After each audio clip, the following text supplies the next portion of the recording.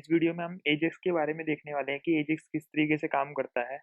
ये videos 2 part में होगी और काफ़ी ज़्यादा इम्पोर्टेंट होने वाली है वीडियो, क्योंकि जो हमने लास्ट में जो भी पढ़ा है, उसका हम यूज़ करने वाले हैं और सब कॉन्सेप्ट्स को मिक्स करके और एक रियल वर्ल्ड कुछ काम हम करेंगे।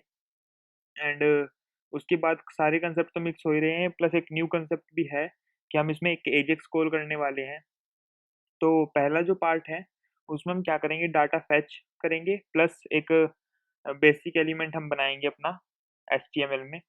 देन दूसरा जो हमारा पार्ट है, उसमें हम क्या करेंगे, उसमें हम उस डाटा को जो फेच किया है, उसको डिस्प्ले करेंगे एचटीएमएल में। तो सबसे पहले देखते हैं एजेक्स कॉल क्या है।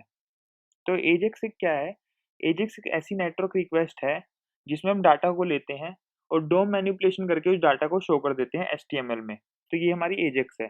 डाटा को हमने रिक्वेस्ट किया किसी सर्वर से एंड देन डोम मैनिपुलेशन करके हमने उसको शो कर दिया। नाउ अब हम आ जाते हैं अपनी तो ये हमारी नेटवर्क कॉल। नेटवर्क कॉल में क्या है, यूज़र क्लाइंट यानी कि आप जैसे कि एक फ्लिपकार्ट जैसे साइट का एग्ज़ाम्पल लीजिए, फ्लिपकार्ट के सामने बैठे हैं और आपने रिक्वेस्ट की कि मुझे राउटर दिखाओ। तो आपने रिक्वेस्ट की राउटर की, तो राउटर की रिक्वेस्ट जो गई सर्वर पे, फ्लिपकार्ट के सर्वर पे गई। अब वो सर्वर पे रिक्वेस्ट जाने के बाद फ्लिपकार्ट ने मेरे डाटाबेस में से डाटा उठाया, रिक्वेस्ट की डाटाबेस में से डाटाबेस रो डाटाबेस आपको देगा, रो डाटा देगा। फिर वो जो रो डाटा है, लाइक सारा डाटा हर एक टेबल में स्टोर नहीं होता है, मल्टीपल टेबल्स में स्टोर होता है। तो उस रो डाटा को हमारा सर्वर जो फ्लिपकार्ट का है प्रोसेस करेगा और इसको रिस्पॉन्स के तौर पे यूज़र को दे देगा। नाउ अब जो आपके पास राउटर की प्रोडक्ट की लिस्ट आएगी, वो आपका रिस्पॉन्स है एंड देन वो आपका जो जेएस है, जेएस के कोड के थ्रू वो राउटर का रिस्पॉन्स आपका पार्स हो जाएगा और आपको दिख जाएगा एचटीएमएल में। तो इस तरीके से एजेक्स कॉल काम करती है। तो चलिए पहले देखते हैं हमारा बेसिक, हम अपने चले जाते हैं कोड एडिटर में। तो हमारा जो एंड आउटपुट है वो कुछ इस तरीके का दिखने वाला है। तो आप देख सकते हैं इस तरीके का हमारा कुछ आउटपुट दिखेगा। तो चलिए देखते हैं इसको कैसे बनाते हैं। तो ये हमारा खाली फाइल है अभी। तो ये हमारा index.html है। इसमें सबसे पहले तो हम अपना कोड जनरेट कर देते हैं। बूटस्ट्रैप हम इसमें यूज़ करेंगे डेफिनेटली। और बूटस्ट्रैप यूज़ करने के साथ-साथ हमें एक स्लिम वर्ज़न भी मिल जाता है jQuery का। और उसके लिए हम इसको मिनिफाइड नहीं यूज़ करेंगे, तो मिन हटा देते हैं यहाँ से, स्लिम हटा देते हैं। आप एक वर्ज़न ग्रैब भी कर सकते हैं। चलिए मैं ग्रैब ही कर लेता हूँ एक वर्ज़न अपना। तो jQuery CDN, तो CDN का एक वर्ज़न मैं ग्रैब कर लेता हूँ और ग्रैब करने के बाद मैं यहाँ पे जो मिनिफाइड वाला वर्ज़न है मेरा, इसको मैं कॉपी करूँगा और कॉपी करने के बाद अपने कोड में मैं डाल दूँगा।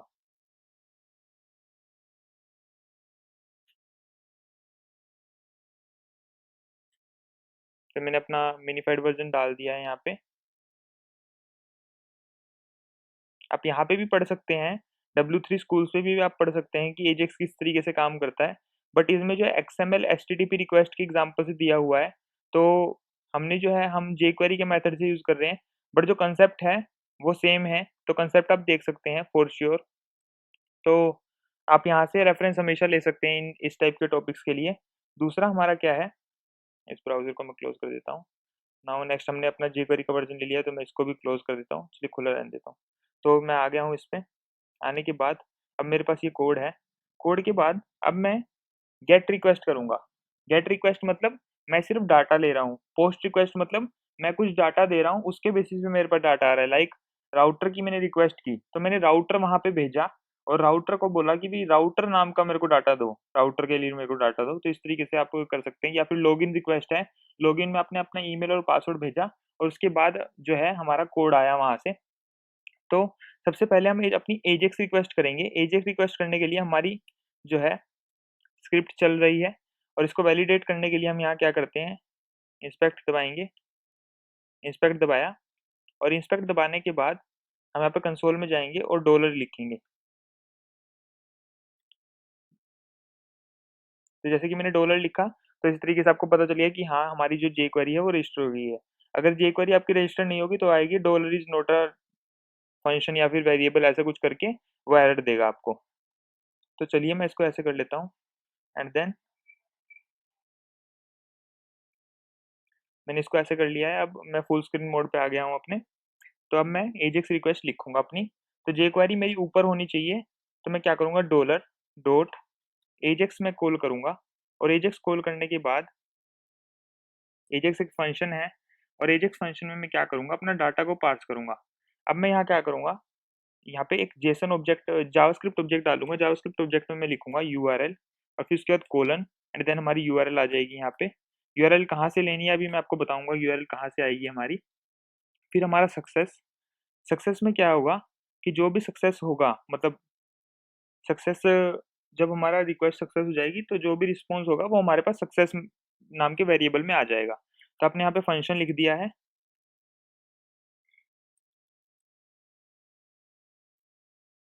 सॉरी, मैंने यहाँ पे स्क्रिप्ट टैग यूज़ नहीं किया है, तो मैं स्क्रिप्ट टैग यूज़ कर लेता हूँ। स्क्रिप्ट टैग मैंने यूज़ कर लिया, और इसके अंदर मेरे को इसको डिफाइन करना है। फॉर्मेट कर देते हैं अपने डॉक्यूमेंट को। फॉर्मेट कर लिया अपने डॉक्यूमेंट को। तो मैं फंक्शन यहाँ डिफाइन करता हूँ। फंक्शन मैंने डिफाइन कर दिया। ये पैरम क्या है, पैरम में हम एक वैल्यू लिख सकते हैं जिसका होगा वैल्यू यहाँ पे आ सकती है, जैसे डाटा, जो भी हमारा डाटा रिस्पॉन्स आया है तो आप वो लिख सकते हैं। तो आप यहाँ पे रिस्पॉन्स लिख दीजिए, RES रिस्पॉन्स लिख सकते हैं। और यहाँ पे हम क्या करेंगे, कंसोल डॉट लॉग, और यहाँ पे आप रिस्पॉन्स को डाल सकते हैं। तो जब हमारा रिस्पॉन्स आएगा तो आप उसको डिस्प्ले कर पाएंगे। तो मैंने यहाँ कोमा डाल के रिस्पॉन्स डाल दिया। नेक्स्ट जो है, हम कुछ और डाटा को देखते हैं। नेक्स्ट है, हमने यूआरएल को, मैंने बताया था आपको यूआरएल आपको डिफाइन करनी है। तो आपको यूआरएल चाहिए जिस पे आप एपीआई रिक्वेस्ट कर सको। एपीआई मतलब एप्लीकेशन प्रोग्रामिंग इंटरफेस। खैर वो मैटर नहीं करती एपीआई की फुल फॉर्म क्या है क्या नहीं है। तो उसके लिए मैं क्या करूँगा, एक वेबसाइट है जिसमें मैं जाऊँगा।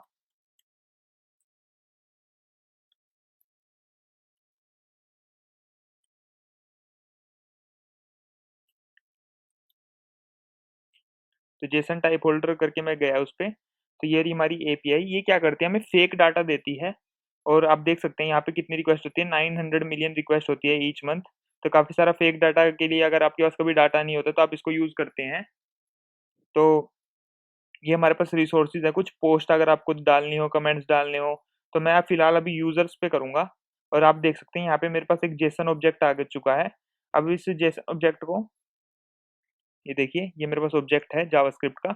अब मैं इसको पार्स करूंगा, और पार्स करके मैं कुछ डिटेल को दिखाना चाहूंगा। पर उससे पहले मेरे को अपनी रिक्वेस्ट करनी होगी। तो मैं इसके लिए इसको यूआरएल को कॉपी करूंगा।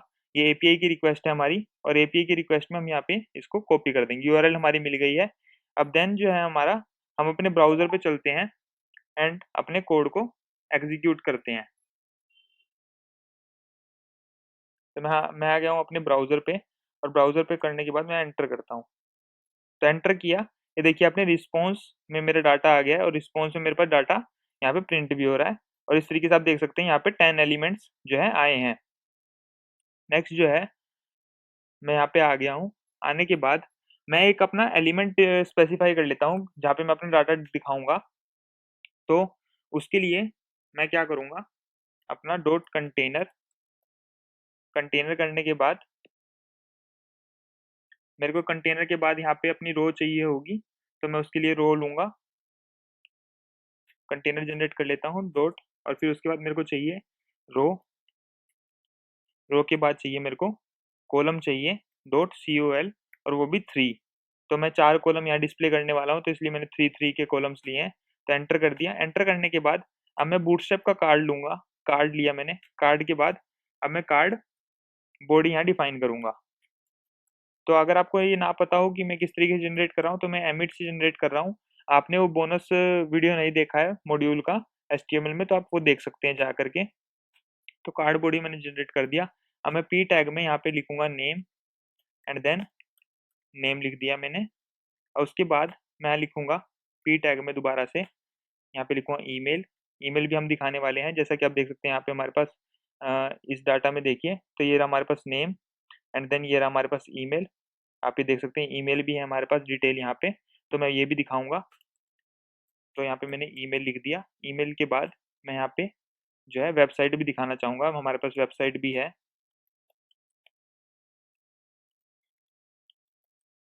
तो ये सब डिटेल में दिखाना चाहूँगा। पहले मैं देख लेता हूँ अपना पेज मेरा किस तरीके का दिख रहा है। तो मैं इसको रिफ्रेश करूँगा, तो देख सकते हैं आप मेरा पेज किस तरीके का दिख रहा है। यहाँ पे एक सुंदर सा एलिमेंट आ चुका है। अब मैं इसमें थोड़ा-सा कलर भी डाल सकता हूँ, ताकि आपको दिख जाए।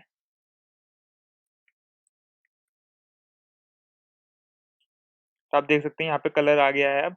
और आप देख सकते हैं यहाँ पे, अब मैं इसको टेक्स्ट को भी व्हाइट कर देता हूँ। टेक्स्ट व्हाइट कर दिया मैंने, तो टेक्स्ट व्हाइट कर दिया है। सॉरी, टेक्स्ट मैंने व्हाइट कर दिया है। अब मैं इसको रिफ्रेश करूँगा। रिफ्रेश किया तो ये मेरा कार्ड आ गया है। अब मैं अगली वीडियो में क्या करूँगा, अगली वीडियो में हम इस डिस्प्ले को, डाटा को डिस्प्ले करेंगे। तो चलिए गाइस, मिलते हैं नेक्स्ट वीडियो में।